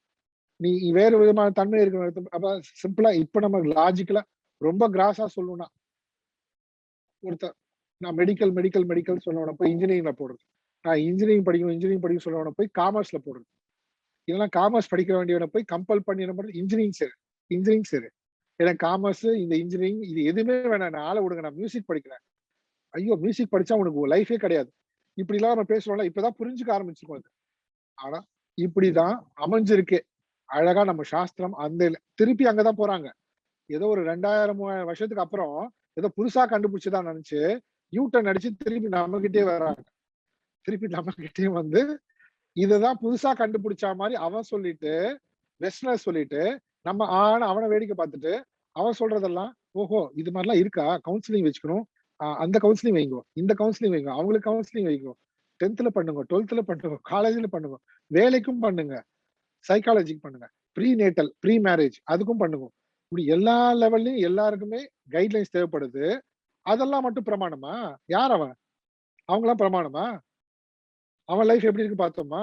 நம்மள கைட் பண்றாங்களா, அவன் லைஃப் எப்படின்னு பார்த்தோமா? நம்ம அவளை கைட் பண்ற அந்த சைக்காலஜிஸ்டோ இல்ல அவனுடைய லைஃபோ அவர் பிரமாணம் அவரு கிடையாது பாருங்க. பாவம் இல்லையா? அதனாலதான் மனிதர்களை இங்க வந்து புறக்கணிக்கல. ஆனா மனிதர்களுடைய தன்மை என்ன, வீக்னஸ் என்ன, மனிதனுடைய வீக்னஸ் வந்து விருப்பு வெறுப்பு மைண்ட் இருக்கு. அந்த அந்த மைண்ட்ல இருக்கக்கூடிய விருப்பு வெறுப்பு இருக்கிறதுனால அவன் என்ன பண்ணக்கூடாது, தன்னையே பின்பற்றக்கூடாது, தன் மனது சொல்றபடியே கேட்க வேண்டிய அவசியம் கிடையாது. அப்படி மனது சொல்றது சரின்னு பட்டாலும் சாஸ்திரத்தோட ரெஃபர் பண்ணிக்கோ. ரெஃபர் பண்ணிக்கோங்க. அது அது கரெக்டா தான் இருக்கா? அப்பதான் உண்மை. நம்ம சரியான டைரக்ஷன்ல போறோம். தஸ்மாத் சாஸ்திரம். இந்த கடைசி 2, 3 ஸ்லோகம்லாம் அவ்வளவு பியூட்டிஃபுல்லான ஸ்லோகங்கள். தஸ்மாத் சாஸ்திரம் பிரமாணம் தே காரியா காரிய விவஸ்திதௌ. ஞாத்வா ஞாத்வா சொல்லிட்டாரு. அதை அறிந்த பிறகு சாஸ்திர விதானோக்தம் ஞாத்வா. அதை அறிந்து கொண்டுதான் நீ என்ன பண்ணும்? கர்த்தும் அர்ஹசி. உன்னுடைய காரியங்களே செய்ய ஆரம்பிக்கும். நம்ம ஆனா காரியங்கள் எல்லாம் செஞ்சு முடிச்சுட்டு அதுக்கப்புறம் என்ன பண்ணுவோம்? சாஸ்திரங்களை படிக்கிறது. எல்லாமே 70 வயசுக்கு மேல பண்ணிக்கலாம். அப்போ பண்ணதெல்லாம் காரியம் எல்லாம் எப்படியோ நடந்துட்டு போகுது. எங்கேயோ கண்ணாப்புனா வண்டி ஓடி ஆக்சிடென்ட் ஆகி போய் நிக்குது இல்ல, அதுக்கப்புறம் மெக்கானிக் கூப்பிட்டு சரி பண்றது இல்ல, இது வந்து சரி பண்ணி கொடுங்கோ. அந்த மாதிரி இந்த உடல் மனம் புத்திய எங்கெங்கயோ போய் ஆக்சிடென்ட் பண்ண பின்னாடி, ஓட்டுறதுக்கு முன்னாடி ஆரம்பத்துல பண்ண வேண்டியதை எல்லாத்தையும் தெரிஞ்சுக்காம எப்படியோ ஓட்டி எங்கெங்கயோ அடிதடி வாங்கிச்சு. ஓகே, எப்படியோ இப்பயாவது தப்பிச்சிட்டோம்ல ஓரளவுக்கு. இப்ப தப்பிச்சு இப்ப நமக்கு இந்த சாஸ்திரம் கிடைச்சிருக்கு கையில. அப்போ இந்த சாஸ்திரம்னு சொன்ன உடனேயே பாருங்க என்னெல்லாம் வந்துரும் அப்படின்னு கேட்டா, ஈஸ்வரன் வந்துருவார், குரு வந்துருவார். சாஸ்திரம் பிரமாணம்னு சொன்ன உடனேயே ஈஸ்வரன், குரு. இது எல்லாமே இப்ப நெகட்டிவா போயிடுச்சு. இது எல்லாத்தையுமே நெகட்டிவா ப்ரொஜெக்ட் பண்ண ஆரம்பிச்சிட்டாங்க. நம்மளும் அப்படிதான் இருந்தோம். நானும் அப்படிதான் இருந்தேன் முன்னாடி. இது சாஸ்திரம், இந்த குரு, இந்த சாமி, இந்த என்னது இதெல்லாம். ஏன்னா அந்த மாதிரி நம்ம கேள்விப்படுறோம். அந்த மாதிரி கேள்விப்பட்டு உண்மையான விஷயங்கள் என்ன நமக்கு தெரியல. நம்ம பேப்பர் நியூஸ் எல்லாம் பாக்குறோம் தவிர யாரும் இதெல்லாம் போடுறது இல்லைல்ல. ஒரு சிவானந்த சாமி பத்தியோ இல்ல குருதேவ் பத்தியோ தப்போன் மகாராஜ் பத்தியோ பிளாஷ் நியூஸ் எல்லாம் பெருசா போட்டாங்களா? பெருசா போட்டு அவங்க எவ்வளவு நல்லது பண்ணிருக்காங்க, இவங்க எவ்வளவு நல்லது பண்ணிருக்காங்க, இவங்களோட சீடர்கள் எந்த அளவுக்கு இருந்திருக்காங்க, அவங்களை பின்பற்றின கிரகஸ்தர்களுடைய வாழ்க்கை எவ்வளவு நல்லா வந்திருக்கு, எவ்வளவு அழகா எந்தெந்த நிலையில இருந்து உயர்ந்திருக்காங்க. இப்படி ஏதாவது நியூஸ் சேனல் எல்லாம் போயிட்டு இருக்கா? ஒண்ணுமே கிடையாது. நம்ம போறதெல்லாம் வந்து எங்கேயோ ஏதோ இது தப்பா போறது விஷயங்கள் அதெல்லாம் போட்டு போட்டு போட்டு நம்ம மைண்டும் பொல்யூட் ஆயிடுச்சு ஃபுல்லா. அப்போ அதனாலதான் இப்ப இளைஞர்களை சொல்ல முடியாது, அடுத்த ஜெனரேஷன் சொல்ல முடியாது. அவங்க சாஸ்திரம் படிக்க மாட்டாங்க, இங்க வர மாட்டாங்க. நம்ம எங்க படிச்சோம்? நம்ம அடிபட்டு தானே வந்தோம். அதனால அவங்கள ஹேண்டில் பண்றது வேற விதமா இருக்கணும். அதுவும் சாஸ்திரம் தான் சொல்லி கொடுக்கும். ஆனா முதல்ல நம்ம ஹேண்டில் பண்றதுக்கு தான் சாஸ்திரம். அதுக்கப்புறம் தான் செகண்டரி தான் மத்ததெல்லாம். தஸ்மாத் சாஸ்திரம். அதான் தெளிவா சொல்றாரு அர்ஜுனன்ட்ட. அர்ஜுனனுக்கு சொல்றாரு, நீ கேட்ட, நீ என்கிட்ட கேட்டதுனால நான் உனக்கு சொல்லிட்டு இருக்கேன். இது கேட்காதவங்களுக்கு சொன்னா அவ்வளவுதான், முட்டாள்ன்றுவாங்க. அர்ஜுனனே இந்த போர்க்களத்துக்கு முன்னாடி ஒரு 5 வருஷம் முன்னாடி இங்க பேசியிருந்தா, அர்ஜுனா உனக்கு என்ன ஆச்சு? வா லைஃப் என்ஜாய் பண்றதை விட்டு என்னெல்லாம பேசிட்டு இருக்க அப்படின்னு இருப்பான் அர்ஜுனன் இல்லையா? இங்க வந்து இங்க சொன்னதுனால டைரக்டா சொல்ற, உனக்கு உனக்கு அர்ஜுனா சாஸ்திரம் பிரமாணம் தெரிந்து கொள். இந்த ஊர் உலகத்துக்குன்னு சொல்லவே இல்லை. யாருக்கு இதை கேட்டாங்களோ, என்ன வழி நடத்து, ஸ்ரே எதுன்னு தெரியல எனக்கு, என் மனசு புத்தியே கலங்கி போன மாதிரி இருக்கு, எது சரி எது தவறுனே புரியல, அப்படிதான் ஆரம்பிச்சான் பாருங்க. கரெக்ட் அர்ஜுனா, நீ சொன்னது கரெக்ட். அவன் கண்டுபிடிச்சிட்டான். இது அதை கண்டுபிடிச்சதான் ஃபர்ஸ்ட் இங்க வந்து கன்க்ளூட் பண்ணும்போது சொல்றா பாருங்க அழகா, கரெக்ட் நீ சொன்னது, சாஸ்திரம் தான் பிரமாணம். அந்த சாஸ்திரத்தை அப்ப நானே என் அறிவை வச்சு படிச்சுக்கிறேனே, புத்தியை வச்சு. நான் ரொம்ப இன்டெலிஜென்ட் தெரியுமா, கோல்டு மெடல் எல்லாம் வாங்கியிருக்கேன் வேற சப்ஜெக்ட் எல்லாம். அது இங்க செல்லுபடி ஆகாது. ஏன்? மறுபடியும் அதே விருப்ப ஏற்போட தான் நம்ம சாஸ்திரத்தையும் அணுகுவோம். அதனாலதான் உண்மையிலேயே நம்ம இந்த வாழ்க்கைக்கு எனக்கு வழிகாட்டுதல் தேவைன்னு நம்ம ஆழ் மனதுல எப்போ நம்ம உண்மையாகவே நினைக்க ஆரம்பிக்கிறோமோ அதுக்கு பேர் தான் சரண்டர். சரண்டர் சரண்டர் சரண்டர் என்னமோ நினைச்சிட்டு இருக்காங்க. என்னது சரண்டர்ன்றது? என்னுடைய வாழ்க்கைக்கு வழிகாட்டுதல் அவசியம். என்ன எந்த டைரக்ஷன்ல எந்த திசையில போகுதுன்னே தெரியல, நானும் என்னென்னமோ முயற்சி பண்ணி பாக்குறேன், எனக்கு தெரியவே இல்லை இப்படின்னு யார்கிட்ட கேட்க முடியும்? நம்ம நமக்கு தெரிஞ்ச ஒரே வார்த்தை கடவுள், அவ்வளவுதான் தெரியும். நம்ம கடவுள், அந்த கடவுள் யாருன்னு தெரியாது.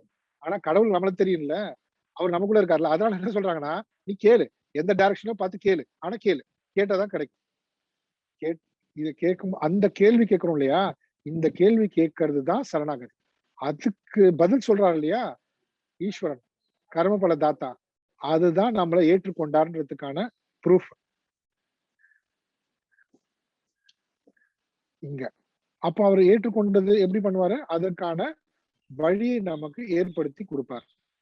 சாஸ்திரம், குரு, ஈஸ்வரன் இவரிடத்து ஸ்ரத்தை ஏற்படுத்துறார். ஸ்ரத்தை ஏற்படுத்தி அதை வந்து முறைப்படியாக நமக்கு கொண்டு வந்து சேர்க்கிறார். யாருக்கெல்லாம் இது மாதிரி இருக்கோ, ஏதாவது ஒரு சமயத்திலயாவது நம்ம ஆழ் மனதுல இதை கேட்டிருப்போம். ஆனா யார் தொடர்ந்து கேட்கிறாங்களோ, தொடர்ந்து, அதாவது இதுக்கு வயசு எல்லாம் கிடையாது, வயசு வித்தியாசமும் கிடையாது. சில பேர் 10 வயசுல, சில பேர் 20 வயசுல, சில பேர் 30 அதெல்லாம் நம்ம இப்ப யோசிக்க வேண்டியது இல்ல. ஆனா இதுதான் பேசிக். பேசிக் என்ன? எந்த ஆதாரத்துல ஸ்பிரிச்சுவாலிட்டி? இந்த ஆதாரத்துல தான் ஸ்பிரிச்சுவாலிட்டி தொடங்குது. உண்மையான ஆன்மீகமே இங்கதான் தொடங்குது.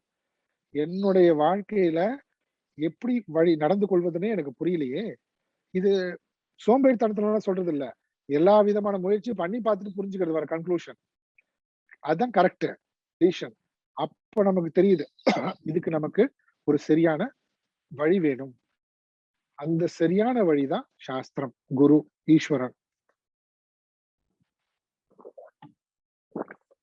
இது ரொம்ப அழகா 24வது ஸ்லோகத்துல இந்த சாஸ்திரம் சொல்லியிருக்கின்ற படி நீ கேட்டு அதன் பிறகு கர்ம கர்த்தும் அரசு நீ நடந்து கொள்ள வேண்டு கடமைப்பட்டிருக்கிறாய். இதுதான் நீ செய்ய வேண்டியது அர்ஜுனான்னு சொல்லிட்டு 16வது அத்தியாயத்தை முடிக்கிறார். ஓகே, இப்போ நம்ம இந்த 23, 24 இருக்கு இல்லையா, 23, 24 அந்த ஸ்லோகத்தையும் ஒரு தடவை படிச்சிடலாம்.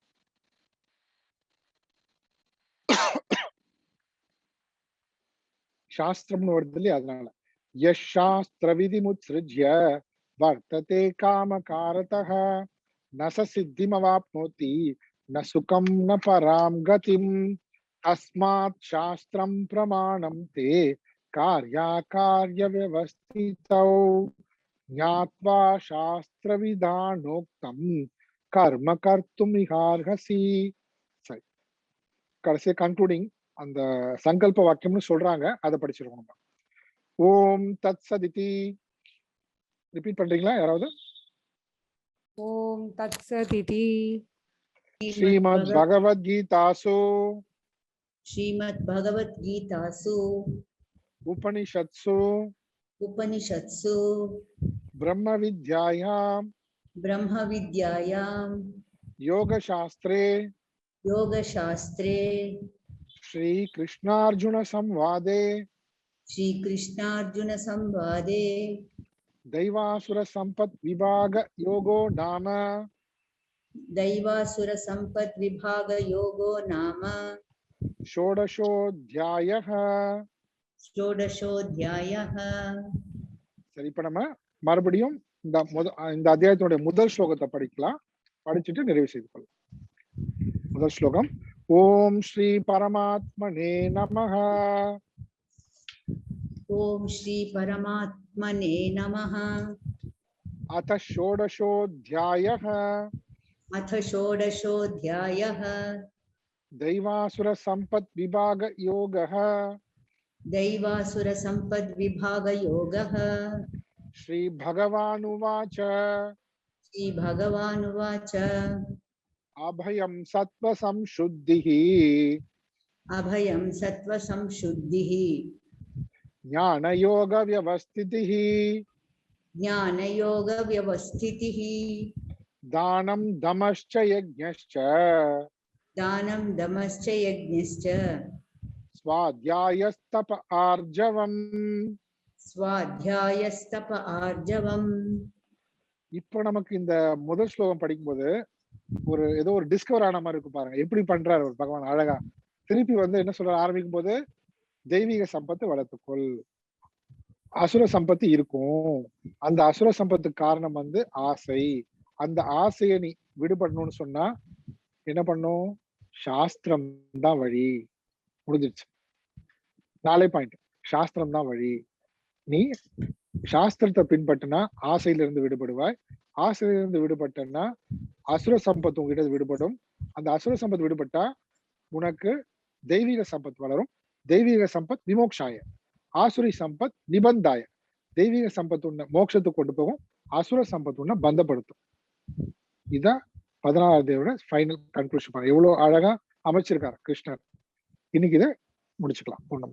ஓம் பூர்ணமத பூர்ணமிதம் பூர்ணாத் பூர்ணமுதச்யதே பூர்ணஸ்ய பூர்ணமாதாய பூர்ணமேவாவசிஷ்யதே. ஓம் சாந்தி சாந்தி சாந்தி. ஹரி ஓம் ஸ்ரீ குருப்யோ நமः. ஹரி ஓம்.